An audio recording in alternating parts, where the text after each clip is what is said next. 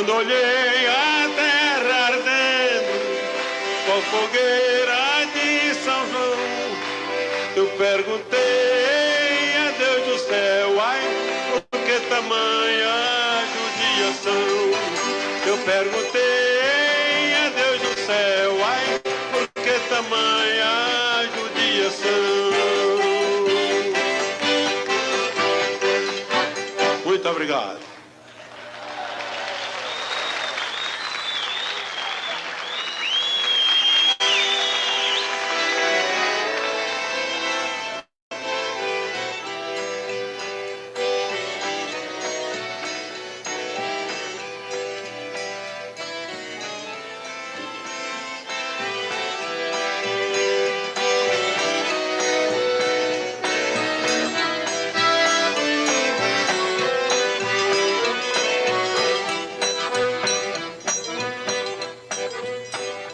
Tudo em volta é só beleza, sol de abril e a mata em flor, mas assum preto, cego dos olhos, não vendo a luz, ai, canta de dor.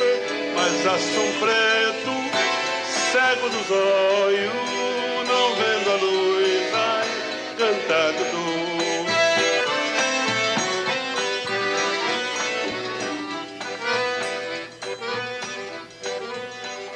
Talvez por ignorância,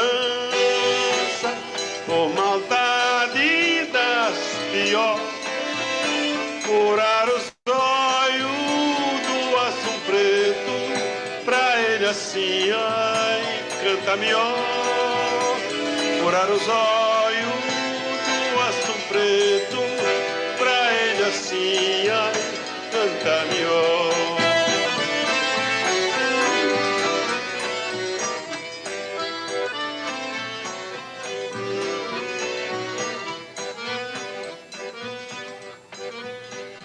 Assum preto vive sorto, mas não pode voar. Mil vezes assina de uma gaiola, desde que o céu, ai, pudesse olhar. Mil vezes assina de uma gaiola, desde que o céu, ai, pudesse olhar.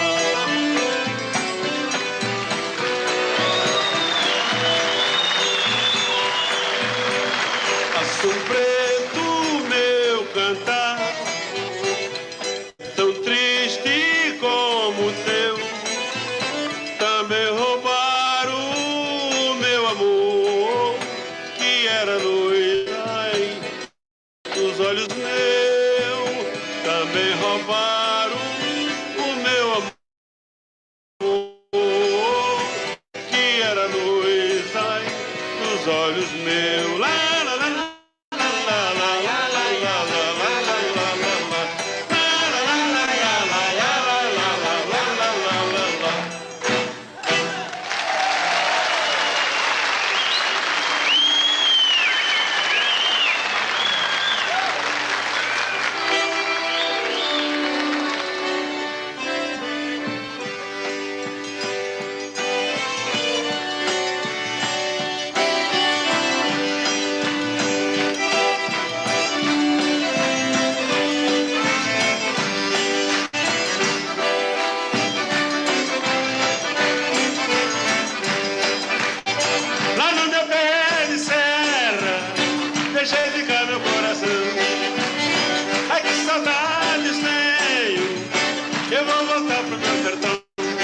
No meu roçado eu trabalhava todo dia, mas no meu rancho eu tinha tudo o que queria. Lá se dançava quase toda quinta-feira, sanfona não faltava, então me short a noite inteira. O short é bom de se dançar, a gente gruda na cabocla se soltar. Um passo lá, um outro cá, enquanto o fole tá tocando, tá gemendo, tá chorando, tá fumando, reclamando sem parar. Tá na minha pele serra, deixei ficar meu coração. Ai, que saudades tenho, eu vou voltar pro meu sertão. No meu roçado trabalhava todo dia, mas no meu rancho eu tinha tudo o que queria. Lá se dançava quase toda quinta-feira, sanfona não faltava e tome shot a noite inteira. O shot é bom e se dançar, a gente gruda na cabocla sem soltar. Um passo lá, um outro cá, enquanto o fole tá tocando, tá gemendo, tá chorando, fungando, reclamando sem parar.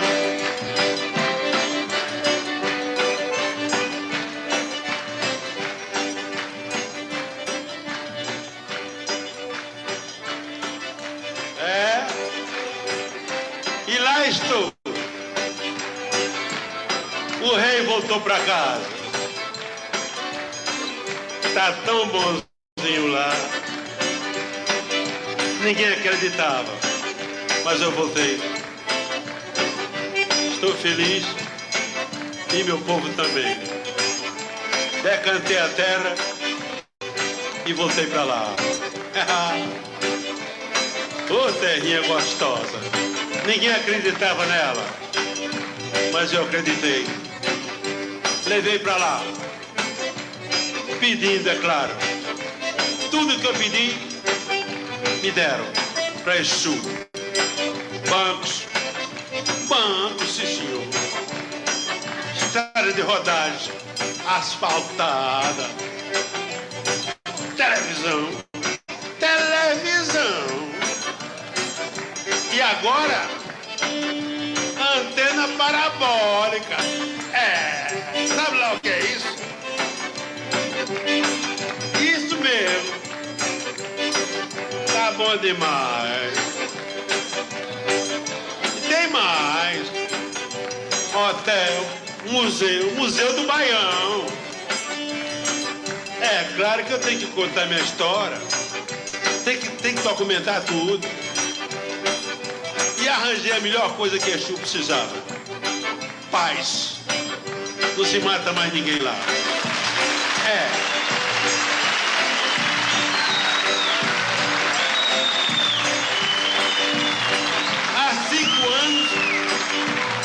Há 5 anos que não há um crime político em Exu. O velhinho que tá aqui pedindo. Nunca me foi negado o pedido para Exu. Para mim mesmo nunca pedi nada. Pedindo para Exu, estava pedindo para mim, é claro. Estou por aqui e estou com a saudade lascada. E eu decantei minha terra com muito orgulho. E esse shot aqui foi gravado em 1945. Lá no meu pé de serra, deixei ficar meu coração. Ai, que saudade, Senhor. Eu vou voltar pro meu sertão. No meu roçado eu trabalhava todo dia, mas no meu rancho eu tinha tudo que queria. Lá se dançava quase toda sexta-feira, sanfona não faltava, então o shot a noite inteira. O shot é bom e se dançar, a gente gruda na cabocla sem soltar. Um passo lá, um outro cá, enquanto o fole tá tocando, tá gemendo, tá chorando, tá fungando, reclamando sem parar.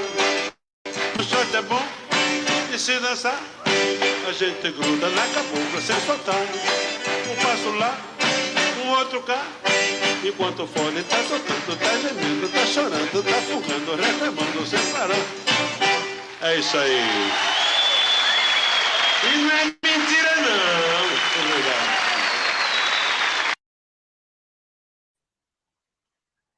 Muito boa noite a todas e a todos que estão nos acompanhando pela página do Instituto Trilhas no Facebook. Nós estamos dando início à nossa live de lançamento do livro Música e Sofrimento, um encontro entre Arthur Schopenhauer e Luiz Gonzaga, de minha autoria. Muito prazer, para quem não me conhece, eu sou Ismael Lima, sou professor, produtor cultural, artista, graduado em Filosofia pela Universidade Federal do Cariri, mestrando em Filosofia pela Universidade Federal de São João del Rei, e mais um bocado de coisas. E durante alguns minutinhos da noite de hoje, a gente vai papear um pouquinho sobre essa obra, né, o meu primeiro livro de filosofia, né? Na verdade, a gente já tem 2 livros, 3, na verdade, né? Um de poesias, de um tempo passado, temos um como organizador, né? O livro do primeiro webinar Filosofia em Rede, promovido pelo Instituto Trilhas, e agora um livro exclusivamente de minha autoria, que é um livro que traz essas relações, essas aproximações, esse diálogo entre a filosofia do rei do Baião e a filosofia do filósofo alemão Arthur Schopenhauer. Por que eu digo filosofia do rei do Baião? Porque há filosofia na música do Luiz Gonzaga. Assim como a música na filosofia de Schopenhauer, né, por que não dizer isso também? Então, vou pedir só para que vocês me deem aí qualquer coisa, um feedback em relação ao áudio da live, se está tudo ok, se a imagem está tudo ok. E aí, se estiver tudo ok, a gente vai seguindo o baile aqui. Vamos papeando. Eu vou pedir para que você possa compartilhar também a live, ajuda a divulgar aí, tá bom? Nesse exato momento também está rolando a mostra de vídeo sobre os campos de concentração da seca de 32, produzido aí pela Usina Vídeos, a Usina Produções, meu amigo Fran Paulo, eu mando um grande abraço. Tanto a atividade do Fran Paulo, quanto essa atividade, que são atividades de contrapartida dos editais da Lei Aldir Blanc, né, aqui em São Luís do Pompeu. É importante frisar isso, que esse projeto ele é apoiado, né, pela Secretaria da Educação, Cultura e Desporto do Senado do Pompeu, a partir do Sistema Municipal da Cultura, com recursos provenientes da Lei Federal nº 14.017, a Lei Aldir Blanc, de 29 de junho de 2020. Ou então, esse momento é o momento da contrapartida, né, da apresentação do que foi feito com o recurso, da proposição do projeto. A gente tem uma outra atividade relacionada com o lançamento desse livro, né? Outras atividades também estão por acontecer esses dias de outros projetos, tanto do Instituto Trilhas quanto de outros coletivos, né? Acabei de citar o da Usina Produções, vai ter oficina, vai ter live de capoeira, vai ter muita coisa ainda para rolar durante esse mês, e aí todo mundo é convidado a acompanhar a agenda dos artistas e produtores culturais de Senado do Pompeu, tá joia? Então, o nosso bate-papo hoje é sobre filosofia e música, mais especificamente sobre a filosofia de Arthur Schopenhauer e a música de Luiz Gonzaga. A live de hoje ela era para ter uma outra estrutura. Na verdade, a gente pensou, a gente planejou, a gente desenhou uma coisa mais, digamos que interessante, mas que, infelizmente, devido à pandemia, não foi possível, né?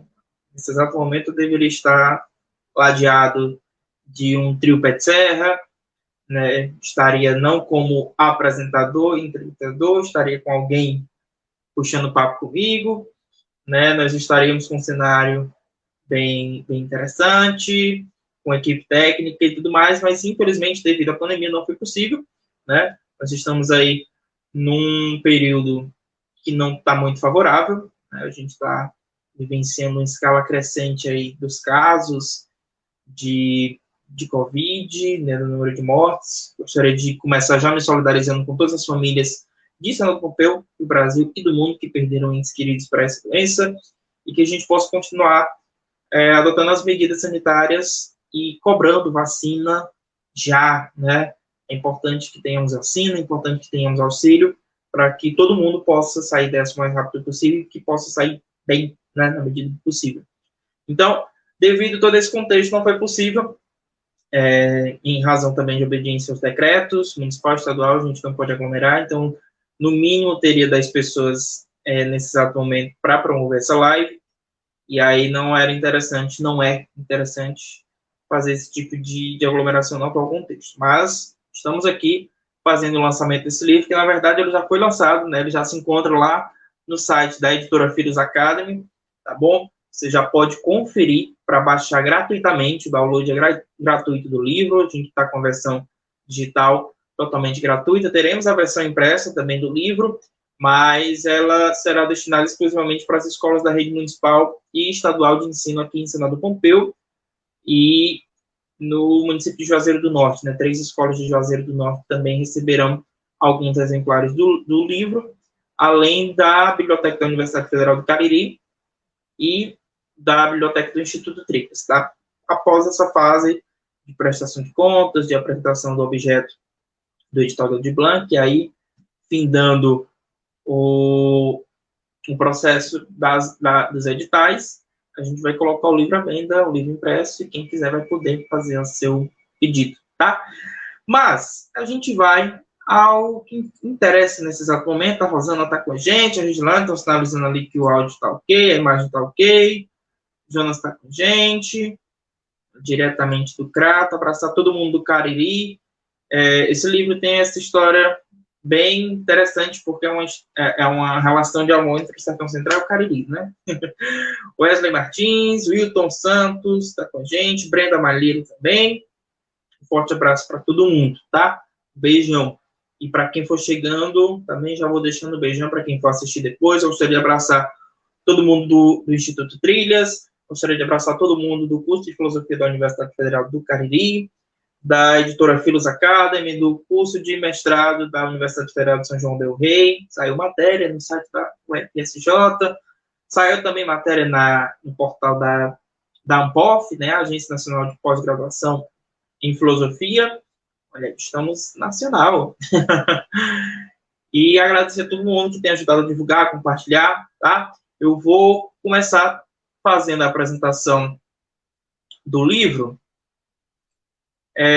mas sem ser do livro propriamente dito. Eu vou começar pela capa, né, trazendo alguns elementos que constam no livro, para quem ainda não viu o livro. Eu não estou com ele impresso aqui, porque, enfim, nós temos essa demanda de correios, de gráfica de correios, e aí o livro deve ficar pronto por essa semana, começo da próxima, mas o prazo dos correios não chega a tempo, né? Não chegaria a tempo para essa live, mas a gente está com o livro digital, e aí eu vou pegar aqui para vocês, tá? Deixa eu só capturar aqui rapidinho, vai aparecer para vocês a tela que eu estou vendo neste momento.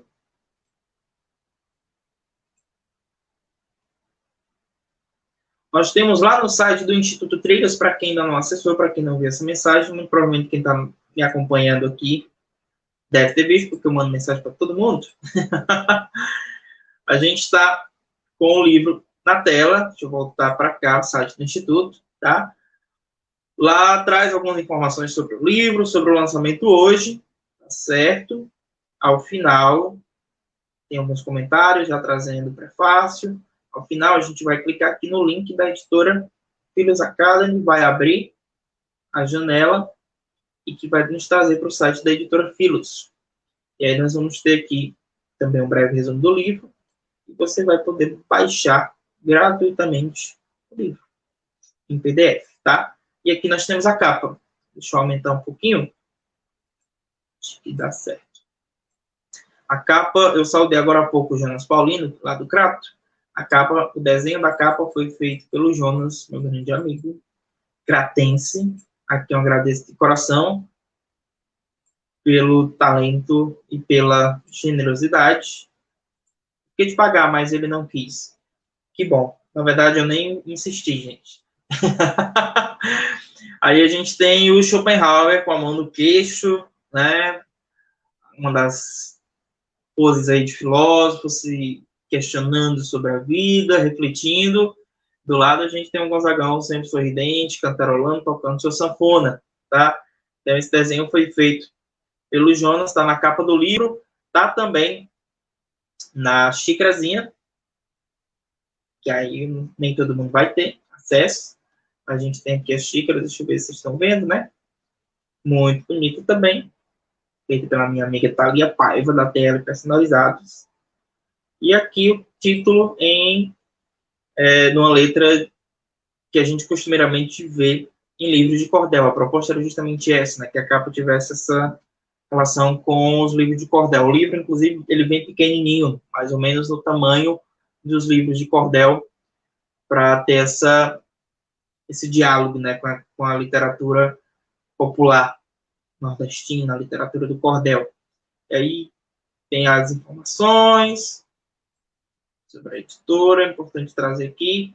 como eu pontuei no começo, esse projeto, né, o lançamento do livro, o livro em si, ele é apoiado pela Secretaria da Educação e Ensino do Pompeu, a partir dos recursos da Audi Blanc, né, então foi aprovado no edital do Prêmio Moreira Campos, e por isso que a gente está hoje fazendo esse lançamento. Então, tem um apoio aí da Secretaria, do Governo do Estado, da Secretaria Especial da Cultura, do Ministério do Turismo do Governo Federal, do Departamento de Cultura, da Prefeitura Municipal de Senador Pompeu. Aproveito e saúdo aqui, mandar um abraço grande para o Kleber, para a Ruth, que fazem aí, todo mundo que faz o Departamento da Cultura, todo mundo que faz a Secretaria da Educação, a secretária Ironeide, também um forte abraço.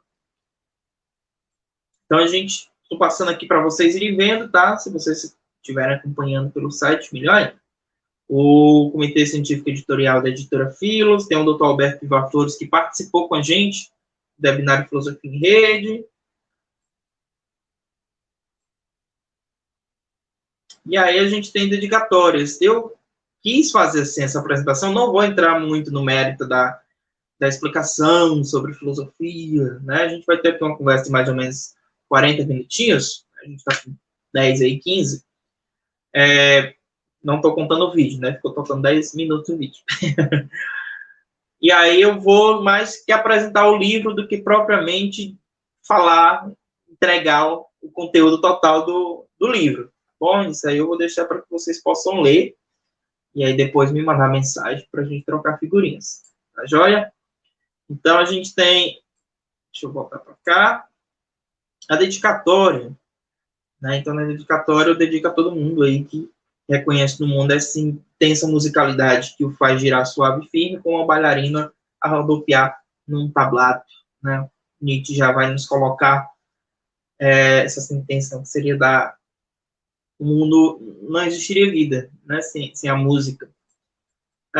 Eu também dedico esse material, né, esse produto, que é o livro, em memória de todas as meninas e os meninos, né, jovens aí vítimas do extermínio no Brasil. A gente vive, infelizmente, essa realidade, e por tantos outros que ainda ousam viver no país que tem a juventude, sobretudo a juventude negra da periferia como alvo, né? Então, por todos esses outros que ainda estão conosco, para que se possam encontrar na arte, na cultura, na educação, formas de transpor esses muros desse sistema aí que tenta a todo custo nos impedir de voar mais alto, tá? E eu faço uma dedicatória especial aos meus ex-alunos do Liceu de Senador Pompeu, né? A época que eu estava para concluir a graduação, eu estava dando aula no liceu, obviamente, que acabou saindo só um ano depois, mas eu dedico também a todos os alunos do Liceu de Senador Pompeu que compartilharam comigo essa experiência de sala de aula em 2017 e 2018. A gente vem para os agradecimentos, vou deixar que vocês também possam olhar depois, porque é muita gente para agradecer, tem um povo de casa, né? Tem um povo de casa só que na casa do Juazeiro do Norte, tem o pessoal do curso de filosofia, e aí o Jonas aparece mais uma vez, a Brenda aparece, os professores aparecem, a professora Regiane, que foi minha orientadora do processo, né, de escrita, né? Então, para quem ainda não leu, esse livro, na verdade, ele é consequência, né? Ele é uma adaptação do meu texto monográfico, né, da monografia, que eu apresentei como requisito para a conclusão do curso de filosofia na Universidade Federal do Cariri, em Juazeiro do Norte. A professora Regiane Colares foi a minha orientadora. Ela, além de orientadora, escreve o prefácio desse livro, e é que eu faço agradecimento justamente a ela, ao Fernando Jimbo e o Gabriel Soares, que compuseram a banca examinadora. O Gabriel, inclusive, foi meu colega de curso, terminou em 2015, fez mestrado e tudo mais, e voltamos a nos encontrar aí nessa defesa, nessa apresentação da monografia. E aí eu agradeço todo mundo, vou agradecer o pessoal aqui, ensinadores, amigos, tem a Luana, tem o Mike, tem a turma do Instituto Trilhas, a turma do PSOL, todo mundo que é de convivência diária, enfim, geral, a gente faz esse agradecimento, reforçando mais uma vez o apoio da Secretaria, pontuar bem isso, para ficar bem registrado. E aí a gente vai ter aqui a estrutura do livro, né, o prefácio, como eu já falei, escrito pela professora Regiane Lorenzetti Colares, minha orientadora. Ela faz exatamente um apanhado do que é que o texto vai trabalhar, as impressões que ela tem do texto. O livro em si é dividido em 3 capítulos. A gente tem um capítulo, obviamente, depois do prefácio vem a apresentação, onde eu faço essa apresentação desses 3 capítulos. O primeiro, onde eu vou trazer um pouco da filosofia do Schopenhauer, né? Vou explicar o que seria essa metafísica do belo que tanto se fala do Schopenhauer. E aí a gente vai entrar na questão da filosofia estética, filosofia da arte, a partir do Schopenhauer. No capítulo 2, é um capítulo exclusivo para falar sobre a música a partir do olhar do Schopenhauer. E no capítulo 3, a gente estabelece esse diálogo entre o Schopenhauer e o Luiz Gonzaga, sendo assim, portanto, o principal capítulo, porque é o capítulo que traz o intuito final, né, dessa pesquisa, que é tentar fazer essas aproximações entre o filósofo alemão e o sanfoneiro, tá? E aí vai ter algumas referências, um anexo só para efeito de curiosidade mesmo, informações do autor. Joia? Então, só para a gente não esticar tanto a baladeira, como eu falei, né? Eu não vou trazer uma explicação metodológica, filosófica, de fato, aprofundada do conteúdo, né? Isso aí eu pontuei, vai ficar para a gente poder conferir em casa, para quem for, obviamente, depois dar uma lida no livro. Mas eu queria contar um pouco, né, de onde que surge esse interesse em estabelecer essas relações com Luiz Gonzaga e com Schopenhauer. Então, eu particularmente, quando entrei no curso de filosofia em 2012, eu sempre acreditei que o ideal seria que a gente pensasse uma forma, não só no que diz respeito à filosofia, mas a toda forma de conhecimento, que ela fosse acessível, ou que pelo menos fosse compreensível para todo mundo, e não apenas para quem está naquele curso específico, ou seja, fazer filosofia não só para quem já faz filosofia, ou seja, não apenas para quem está na academia, não apenas para quem está na universidade, mas fazer filosofia de uma forma que o seu Zé da Bodega, numa conversa, compreenda o que eu estou dizendo, né? Que o porteiro compreenda o que está sendo dito, o que está sendo apresentado.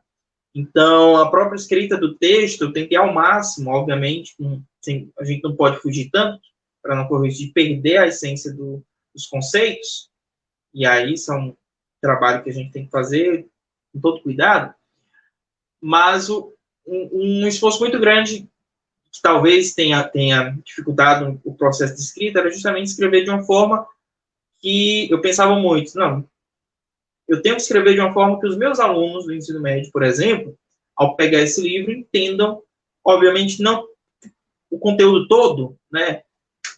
Que bom seria que isso acontecesse. Mas que, pelo menos, a ideia central da coisa se tornasse compreensível. Então, é muito disso. Para quem serve o teu conhecimento, né? Então, se o teu conhecimento simplesmente é inacessível, ele não serve de muita coisa. Então, a proposta é justamente fazer de uma forma que qualquer pessoa que lesse, né, pudesse compreender minimamente que seja o que está sendo pontuado, o que está sendo apresentado nessa obra. Então, a partir disso, a gente consegue e busca, né, a todo tempo, estar promovendo relações entre a filosofia e aquilo que há de mais comum no nosso cotidiano. E aí, diversos experimentos eu já faço nesse sentido, né, a relação da filosofia em Luiz Gonzaga, a questão dos campos de concentração, que é a minha pesquisa na dissertação do mestrado, né? Os campos de concentração da seca de 32 no Ceará, como que a gente pensa isso pelo olhar da filosofia, e aí, no momento, eu tenho me debruçado sobretudo sobre a questão biopolítica, né, desses campos de concentração. Outras relações a gente vem buscando estabelecer, a partir desse movimento surgiram projetos como Trilhas Filosóficas, e aí a gente buscou estabelecer um diálogo com a literatura do Patativa da Saré, dialogando aí com Nietzsche, a gente fez diálogos com a questão da ecologia em Quixadá, a gente buscou a questão da natureza na Cachoeira de Missão Velha, e diversos outros encontros a gente buscou promover nesse sentido de que de que forma a filosofia olha para essas coisas, de que forma essas coisas podem nos oferecer instrumentos para fazer filosofia, né? Essa filosofia que dialoga com todo mundo, né? Simplesmente não precisa e não deve, né, ser apenas quem está na academia, quem tem o diploma de filosofia. Estou dizendo que todo mundo é filósofo? Não estou dizendo.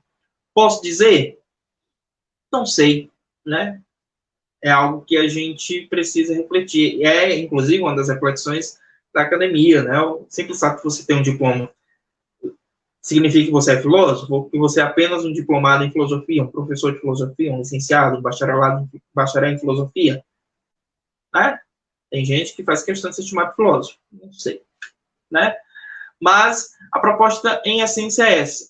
E aí a gente tem a obra do Schopenhauer, onde eu vou pontuar sobre essa metafísica do belo, como eu coloquei para vocês no primeiro capítulo. A metafísica do belo é justamente o conteúdo que o Schopenhauer vai desenvolver voltado para a questão da superação do sofrimento, né? Para Schopenhauer é um filósofo que muitos consideram pessimistas. Schopenhauer é um filósofo que nos ensina que tudo na vida é sofrimento. A vida em si é sofrimento. A essência da vida é sofrimento. Então, a felicidade, ela não é algo constante, né? Ela é apenas momentos de neutralização desse sofrimento, né? De refrigério desse sofrimento. Só que esse sofrimento, essa neutralização, ela só é possível mediante algumas ferramentas que a gente pode utilizar. E aí o Schopenhauer, no livro O Mundo como Vontade e Representação, tomo 1 e tomo 2, ele vai discorrer a sua principal obra, né? Ele vai discorrer exatamente sobre essas possibilidades de transcender o sofrimento, ainda que momentaneamente, né? Ele vai ter esse binômio, né? O mundo dividido dessa forma, como vontade e como representação. Ele vai trazer o conceito de vontade, eu explico isso no livro, né? Não é simplesmente essa vontade, estou com vontade de chupar din-din, estou com vontade de comer um bolo. Não é simplesmente essa vontade que a gente vai lá e sacia a qualquer hora, né? Mas é uma vontade que atua como uma mola propulsora da nossa existência. Então, é justamente o que nos faz existir, o que nos faz seguir nesse lugar que a gente chama de mundo, né? E eu estou chamando esse lugar que eu conheço, né? De mundo. E aí, essa vontade, ela é a mola propulsora, mas ela é uma mola cega, digamos assim, é uma força cega que simplesmente vai atuando indistintamente e vai provocando os mais diversos efeitos nas pessoas, né? Então, ela faz com que nós possamos, por exemplo, viver como se estivéssemos num pêndulo, numa balança. E essa balança, ela oscila entre o desejo e o tédio, né? A gente está sempre desejando alguma coisa. A gente nunca se satisfaz com as nossas realizações, com os nossos desejos concretizados. Então, tão logo a gente realiza um desejo, logo aparece 10. Ele vai pontuar isso no texto. Então, a gente quer concluir o ensino médio porque a gente quer fazer a faculdade. Aí a gente conclui o ensino médio e passa no vestibular e entra na universidade.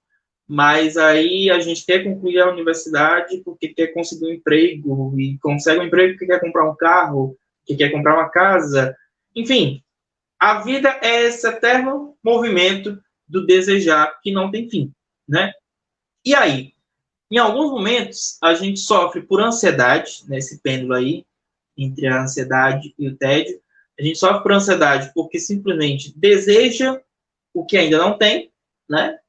Todo desejo é expressão de uma carência. Então, eu só desejo aquilo que eu não tenho. Então, a gente ou sofre por ansiedade, exatamente por ainda não ter realizado aquele desejo, ou sofre de tédio porque nós já o realizamos. E aí a vida fica nesse movimento, né? Uma hora estamos sofrendo por ansiedade, outra hora por tédio. E como que a gente resolve isso? Na ansiedade, a gente sacia quando realiza o desejo. O tédio desaparece porque um novo desejo surge, né? E isso gera um certo sofrimento, né? Isso nos faz sofrer, é o que vai ser pontuado durante a explanação do Schopenhauer. Ele vai colocar para a gente que existem 3 formas, né, de superar esse movimento, ainda que momentaneamente. Não tem uma solução definitiva, né? A vida é sofrimento, e ela vai ser sempre sofrimento. Mas existem algumas formas de poder, pelo menos, neutralizar, né, esse sofrimento, nos dando uma espécie de hora de recreio, né? Na escola, a gente tem, aliás, aquelas 4, 5 aulas, mas sempre tem os 15 minutinhos do intervalo.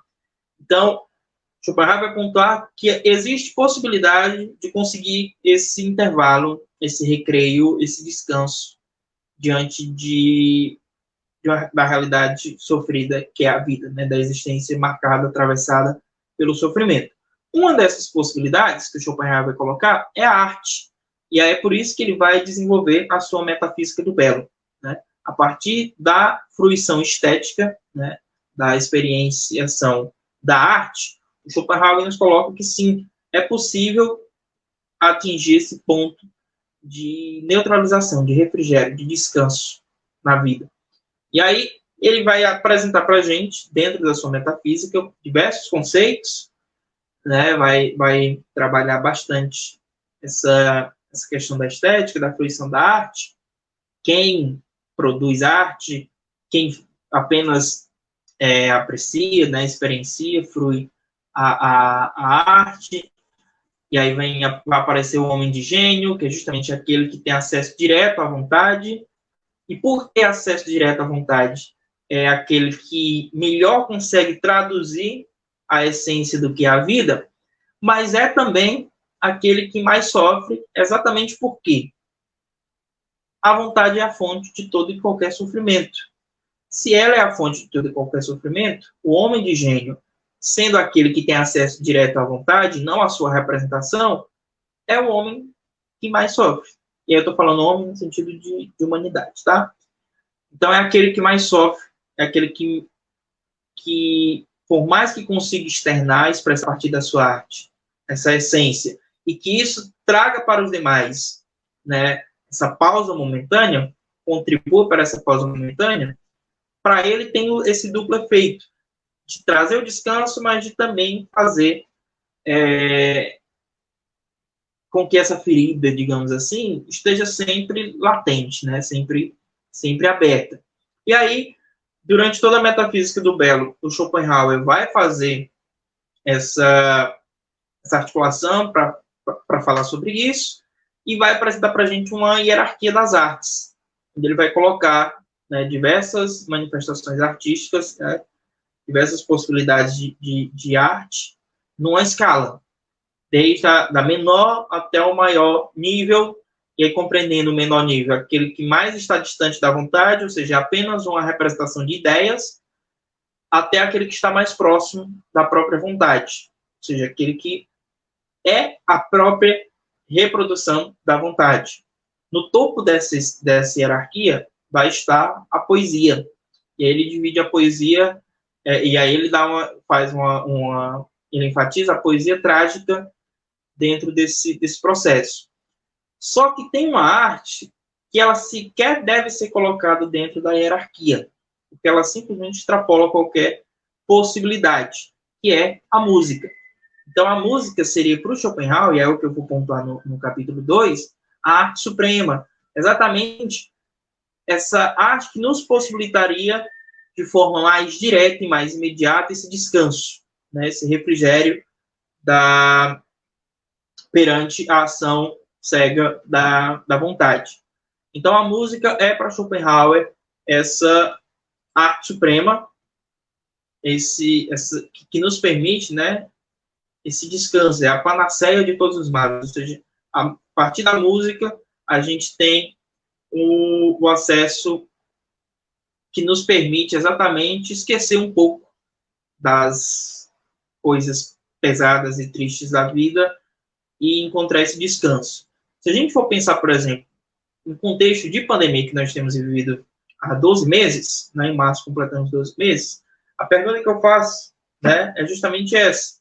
O que seria de nós, nesse contexto pandêmico, e diante de tantas outras catástrofes, de tantos outros momentos difíceis que a gente vivencia, né, que a humanidade experienciou, o que seria de nós sem a arte? Né? Imaginem aí o que seria de nós sem a arte, sem um livro, né, sem uma música, sem um instrumento, sem uma pintura, sem uma fotografia, sem um desenho, sem a dança, né? Então, a arte, ela está presente, ela é parte constituinte da existência humana, né? Como eu pontuei, o Nietzsche vai colocar isso para a gente, né? A vida sem arte é um erro, né? E reforçando o que o Schopenhauer, quer queira que não, já vai dizer.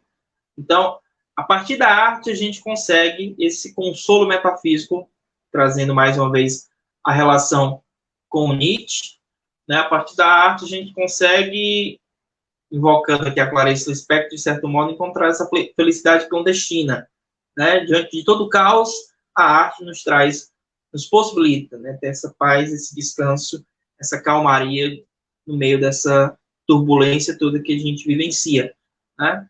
Se vocês que estão acompanhando pensarem também no dia a dia de vocês, né? Quando vocês escutam uma música, ela desperta em vocês as mais variadas sensações, né? E ações, né? Ela também desperta as ações.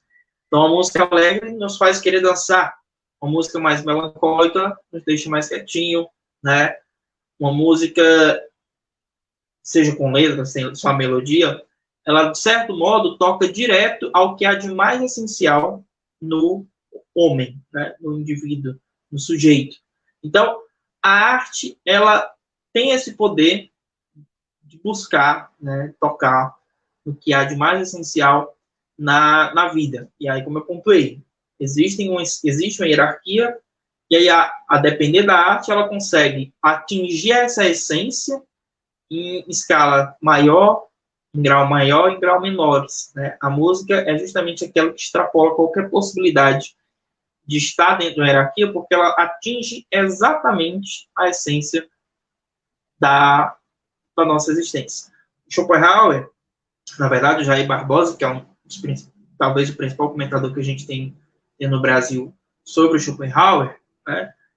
Tem tantos outros, mas o nome que a gente sempre traz como referência é o do Jair Barbosa, porque, enfim, ele que traduziu a nível de Brasil os dois grandes tomos da obra O Mundo como Vontade de Representação. Ele vai pontuar que a obra magna do Schopenhauer, que é justamente O Mundo como Vontade de Representação, poderia ser substituído como o mundo como música e representação, exatamente por ser a música essa expressão direta da vontade, ou seja, a expressão direta da essência, do ponto que dá início a todo movimento existencial que nos atravessa, né? Então, a música tem esse poder todinho, né? Como eu falei, a poesia está no topo da hierarquia. E aí, quando eu vou comentar no Luiz Gonzaga, eu não faço propriamente não, de forma nenhuma, eu faço o movimento que o Schopenhauer faz quando ele vai falar da música, porque ele, para além da questão melódica, ele vai entrar nos detalhes técnicos da música, de fato, os tons graves, os tons médios, os tons agudos, né? E aí ele vai detalhar como que cada melodia é composta e de que forma elas expressam essa vontade que a gente tanto está falando aqui, certo? Então, esse movimento eu não fiz. Como eu não fiz, exatamente porque o Schopenhauer ele parte da música apenas melodia, né? Não tem letra, né, na avaliação durante a constituição da sua obra. Ele falava da ópera, né, da música instrumental, principalmente, e aqui a gente está fazendo um movimento em que tem letra, né? A gente trabalha, no capítulo 3, com as letras das músicas do Luiz Gonzaga, né? Então, é por isso que no terceiro capítulo eu faço algumas considerações sobre a poesia em Luiz Gonzaga, né, e no Schopenhauer, exatamente por essa necessidade. Então, o Schopenhauer ele vai pontuar, né, que a poesia está no topo mais alto da hierarquia, e, sobretudo, a poesia trágica. E se a gente for pensar, né, a poesia que tem como finalidade comunicar ao ouvinte tudo aquilo que é aprendido, né, por meio da fantasia, a poesia ela pode realçar o domínio da apreensão das ideias, né, da forma elevada, da forma mais elevada possível, né, ao ponto de ser o único capaz de expor com maior sucesso a ideia de humanidade. Então, quanto maior possibilidade a arte tem de expor a ideia mais direta e mais essencial de humanidade, né, a essência máxima da humanidade, maior o nível dentro dessa hierarquia, que eu já apontei que, no caso, é a música que extrapola qualquer hierarquização. Então, o poeta, ele vai dizer, é o espelho da humanidade e traz a consciência dela, o que ela sente e pratica. Sendo também poeta, né, embora não tenha o ensino formal, mas Luiz Gonzaga, além de compor instrumentalmente, né, antes de ser o grande cantor e compositor musical letrista, né, junto com outros parceiros, ele era um grande compositor instrumentista. Né? Gonzaga começa a sua carreira profissional como músico instrumentista. E aí ele começa a desenvolver diversas parcerias, por exemplo, com Humberto Teixeira, os principais, o Zé Dantas e tantos outros. E nessas parcerias ele sempre tem o pitaco na composição das letras, né? Então, sendo também poeta, Gonzaga provoca no ouvinte as mais variadas sensações e reações, despertando um reconhecimento direto com aquilo que se canta, né? Quem de nós aqui no Nordeste, por exemplo, não se reconhece toda vez que toca Asa Branca, né? A gente viveu aí um período, na verdade a gente está vivendo, né? Promessa de Inverno ainda não é lá tão boa, mas a gente tem vivido os últimos anos de estiagem, né? Então, a nível de Nordeste, a gente tem uma experiência muito, muito forte com a questão da seca, né? Como eu contei, eu estou trabalhando no mestrado com os campos de concentração da seca de 32. Então, quando a gente escuta a Asa Branca, nos traz, né? Sobretudo para nós daqui, não necessariamente só para nós, mas tem esse reconhecimento, né? Quem escuta Asa Branca, quem mora no Nordeste, mora no Sertão Central, por exemplo, escuta Asa Branca, reconhece na música esse lugar que é o sertão, né? Esse lugar que é o Nordeste. Então, essa fogueira de São João, não, nem sempre vai aparecer só em junho, mas quase que o ano todo, né? Essa fogueira de São João, esse braseiro, essa fornalha, a gente conhece, a gente reconhece, porque faz parte da imagem do nosso lugar. Então, tanto que muita gente diz que Luiz Gonzaga cantou o Nordeste de forma que fez com que o Nordeste passasse a configurar no mapa do Brasil, né? Passou a ser visto exatamente a partir da sua contribuição, da contribuição que ele deu a partir da sua música, para esse olhar, né, do povo do Brasil sobre esse lugar sempre tão esquecido. O Belchior já pontuava, né? Nordeste é uma ficção, Nordeste nunca houve, exatamente porque os governos sempre tiveram um olhar, um não olhar, na verdade, sobre o Nordeste, né? E aí as marcas desse descaso, desse abandono de anos e anos, de séculos e séculos, elas são presentes até hoje, né? A gente sente essas marcas até hoje. Então, existe esse reconhecimento direto com aquilo que se canta, né? Com quem ouve o cantar do Luiz Gonzaga. Então, nesse, que é talvez o maior clássico da música popular nordestina, né? Com certeza o maior do Luiz Gonzaga.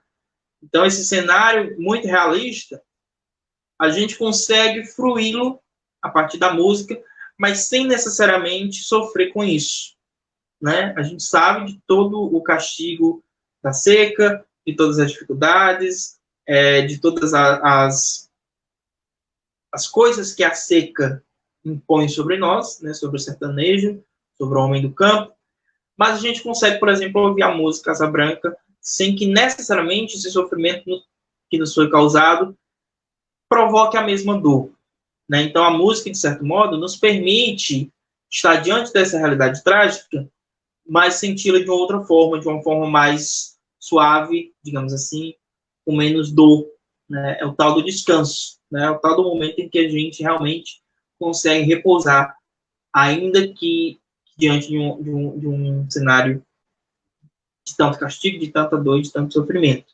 Então, se a poesia em Schopenhauer é a arte que melhor expressa o ser humano, em Luiz Gonzaga ela revela o que há de mais essencial no nordestino.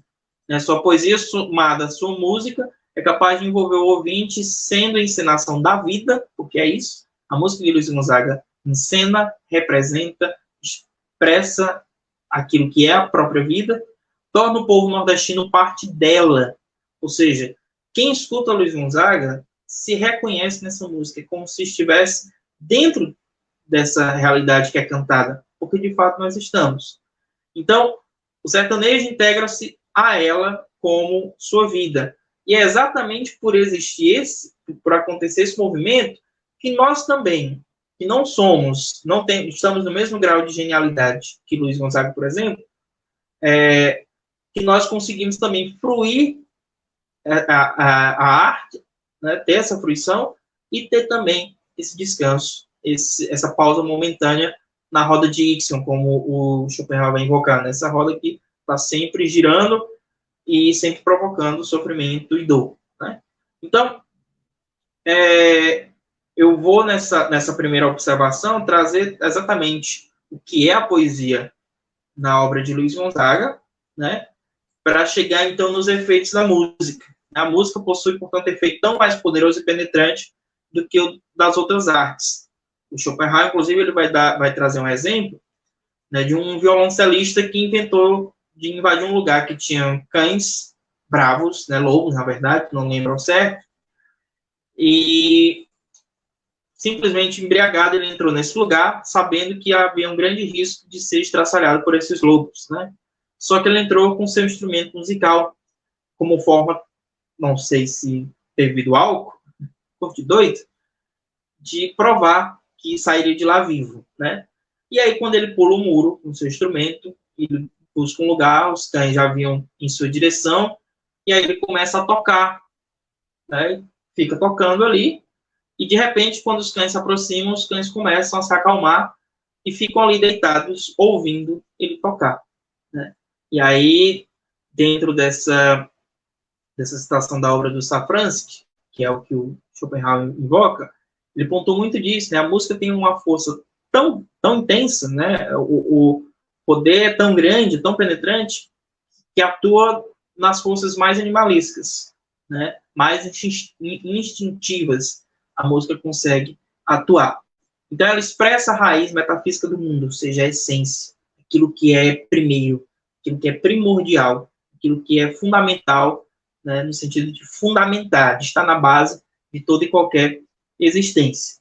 Então, a gente vai ter esse cenário em que a música provoca tudo isso, né? E a gente vai ver que o que o Schopenhauer diz na sua filosofia sobre a importância da música, o Gonzaga diz na sua música, né? na sua vivência de música de fato. Né? Por exemplo, para o Schopenhauer, a música atua como um fármaco. Né? E aí, no caso aqui, fármaco é a palavra grega que significa remédio, mas pode significar veneno também. Mas, no caso, a música atua como remédio, como a cura de todos os males, né? A panaceia. Né? Ainda que seja uma cura momentânea, mas a cura é o nosso mertiolate sem álcool. Né? Então, é a cura para esses males. O Luiz Gonzaga, lá na música Que Nem Giló, ele vai dizer isso, né? Ai, quem me dera voltar aos braços do meu xodó, saudade assim faz ruir, e amarga que nem Giló, mas ninguém pode dizer que me viu triste a chorar. Saudade, o meu remédio é cantar. Saudade, o meu remédio é cantar. Ou seja, para aliviar a dor da saudade, o sofrimento de estar longe de casa, de ter deixado a pessoa que ele amava, de ter deixado o seu lugar, qual era a estratégia que Luiz Gonzaga utilizava exatamente para amenizar essa dor e esse sofrimento? Cantar, fazer música.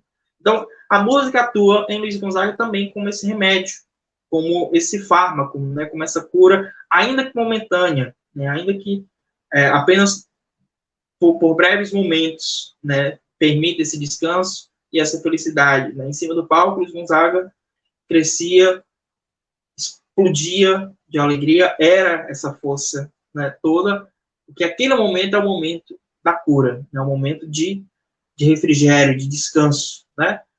E isso ele reafirma em diversas outras canções, né? Na música Se Não Fosse Esse Meu Fole, ele pontua também isso, né? Se não fosse esse meu fole que me deu o nome, há tempos que eu já tinha morrido de fome. Essa música eu nunca consigo cantar ela, sempre na hora esqueço o tom, e aí eu canto alto demais, eu bato mais e desafio no final das contas.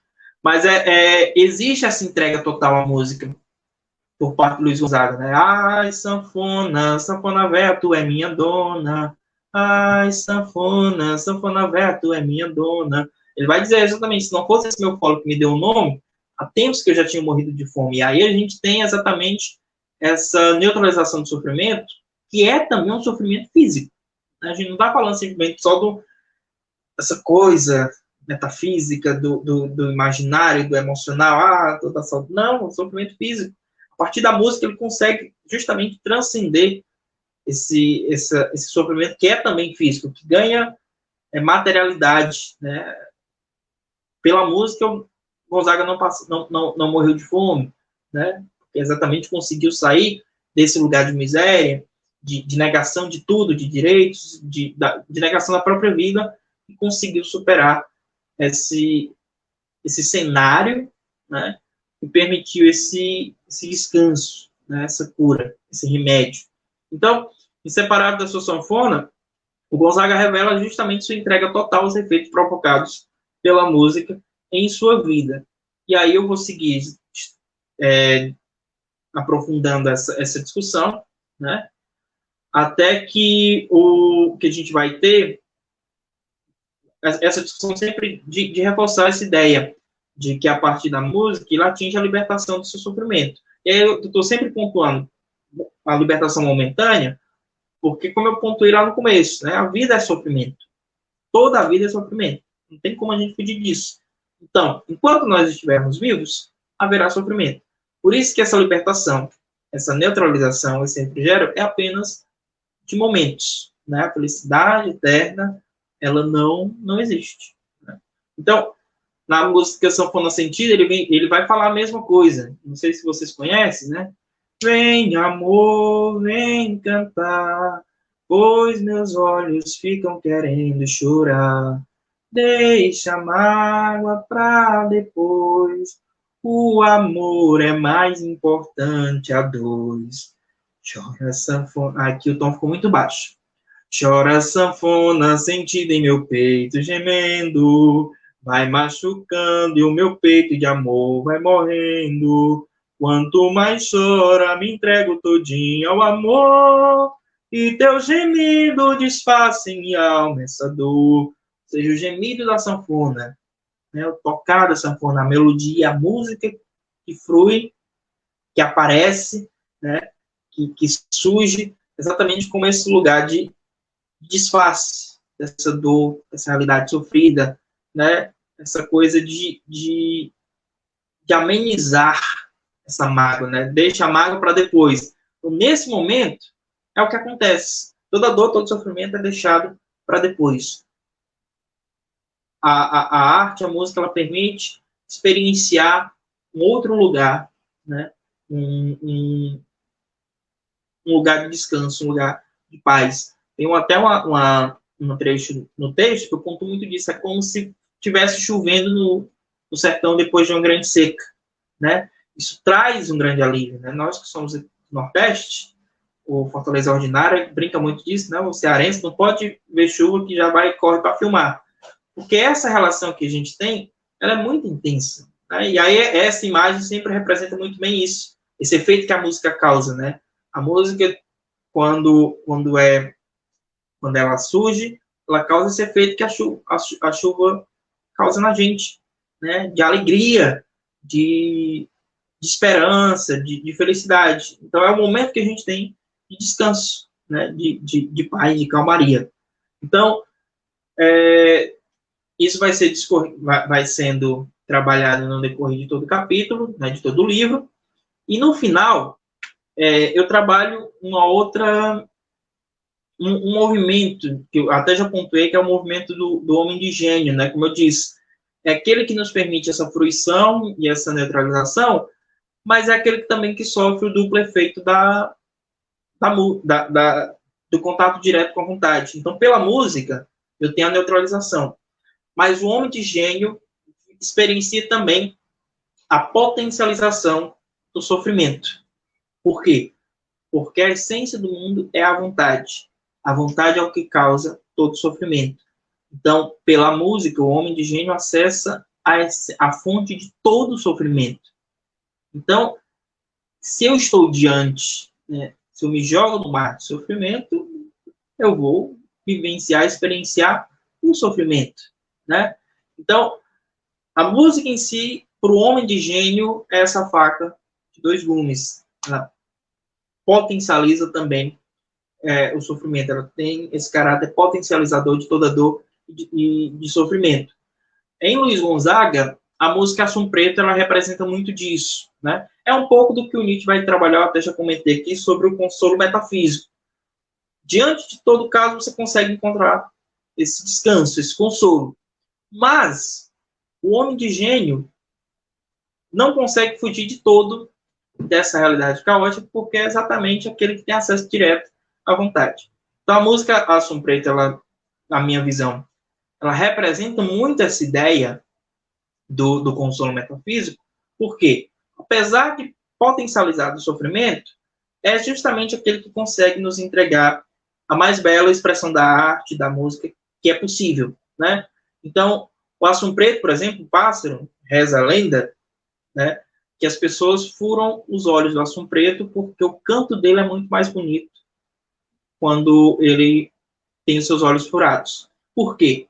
Porque o Assum Preto só canta de noite. E aí, por ignorância, né, por maldade, muitas pessoas furam os olhos do Assum Preto para ele passar o dia todo cantando. E aí, como eu contei, né, tem quem defenda que depois que fura os olhos, o canto do Assum Preto fica ainda mais belo. Talvez de tristeza, talvez de dor, de sofrimento. Ainda assim, tem-se essa percepção da beleza do canto. Então, o Assum Preto é esse homem de gênio. Né? Luiz Gonzaga é esse homem de gênio.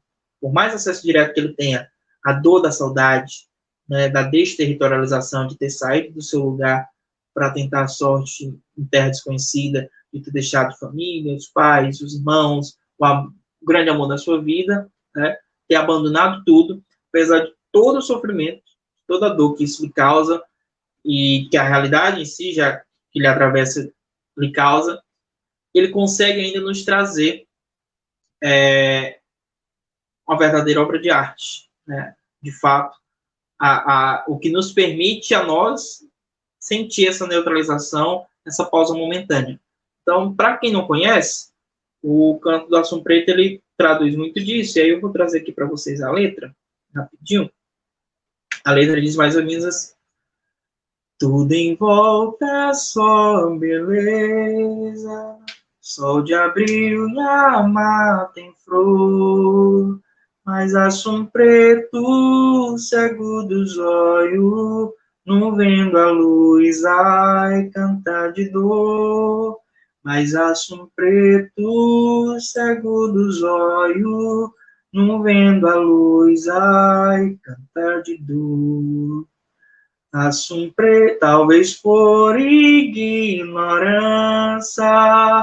ou maldade das pior, furar os olhos do Assum Preto, pra ele assim, ai, cantar melhor. Furar os olhos do Assum Preto, pra ele assim, ai, cantar melhor. Assum Preto, velho e solto, mas não pode voar. Mil vezes acima de uma gaiola, desde que o céu ai pudesse olhar. Mil vezes acima de uma gaiola, desde que o céu, ai, pudesse olhar. Assum preto, meu cantar, é tão triste quanto teu. Também roubaram o meu amor, que era luz, ai, dos olhos meus. Também roubaram o meu amor, que era luz, ai, dos olhos meus. Então, o canto do Assum Preto, né, a música Assum Preto, que ela é gravada em 1950, é importante ressaltar depois que o Luiz Gonzaga, alguns anos depois, vai perder também a vista do olho esquerdo, né? Então, na música Assum Preto, o Gonzaga ele fala de dor, da dor, né, e da tristeza de um pássaro muito, que é o Assum Preto, né, como eu já pontuei, que perde a sua liberdade, de certo modo, porque uma vez cego não pode mais voar. Está condenado à prisão perpétua. Ainda assim, não deixa de cantar. Né? Cantar faz parte da sua essência. Né? Então, no movimento de identificação, o Gonzaga canta a própria representação do gênio schopenhaueriano. Então, pelas imposições da ignorância, da maldade do homem, o pássaro sente no próprio corpo a dor e o sofrimento de nunca mais poder enxergar, de nunca mais poder voar, né? Mas ainda assim ele canta. Né? De forma semelhante, o homem de gênio, né, por ter acesso direto ao mais íntimo da essência do mundo, né, à vontade, ele mergulha profundamente na fonte de toda dor e de todo sofrimento. Né? E aí, esse mergulho só é possível por quê? Porque ele encontra na arte, especialmente na música, a possibilidade de neutralizar o seu sofrer tão maior que o dos demais, tornando a vida, assim, suportável. Né? Então, o canto do Assum Preto, ele é, por aproximação, o canto do homem de gênio, expressão da sua redenção, mas também de seu martírio, né? O ventre do mais belo cantar. E aí a gente conclui o trabalho, né? Vocês podem ler, fazendo um resumão do que a gente discorreu durante toda essa reflexão. Então, a proposta em si era pensar essas relações. É um projeto que não está fechado, inclusive era a minha primeira aposta para uma eventual pesquisa de mestrado, porque muitas questões ficarem abertas exatamente pensando no mestrado, né? Eu pontuei no início da fala, né? O Schopenhauer trabalha a questão dos tons baixos, os tons agudos, graves, que eu não faço nesse trabalho exatamente pensando na dissertação.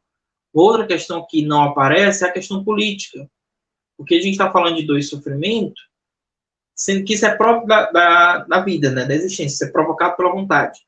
Mas no caso do sertanejo, do nordestino, existe uma mão que pesa, provocando mais sofrimento. Então, a questão da seca ela é uma questão natural. A gente não tem como querer esperar o fim da seca. A gente precisa pensar políticas de convivência com o semiárido. Essas políticas até hoje praticamente não existem ou são ineficazes, porque até hoje em 2021, com toda a tecnologia que a gente tem, com todos os avanços, a gente continua experienciando o fenômeno da seca com tanta força como antes. Né? Recentemente, há alguns anos, a gente viu grandes cuidadores de boi, de vaca, verem seus animais morrendo, apenas o couro e o osso, né? Simplesmente porque não tinha de onde dar comida, simplesmente porque não tinha nem água. Então, existe uma mão pesa, um movimento político que provoca dor e provoca sofrimento. Então, isso era uma das chaves também para se pensar no mestrado, que no final dos contos eu acabei abandonando a arte, a estética, e fui para a filosofia política, pensar a questão dos campos de concentração. Mas, enfim, a gente está com uma horinha fechada agora, 1h10, mas considerando que teve o vídeo de abertura 1 hora de conversa, E era essa apresentação que eu queria fazer para vocês e dizer que o e-book ele já está disponível no site da Editora Filos, já mostrei para vocês também, qualquer coisa é só ir lá no site do Instituto Trilhas, institutotrilhas.org, que tem a matéria, e no final tem um link do site da Editora Filos para você baixar gratuitamente.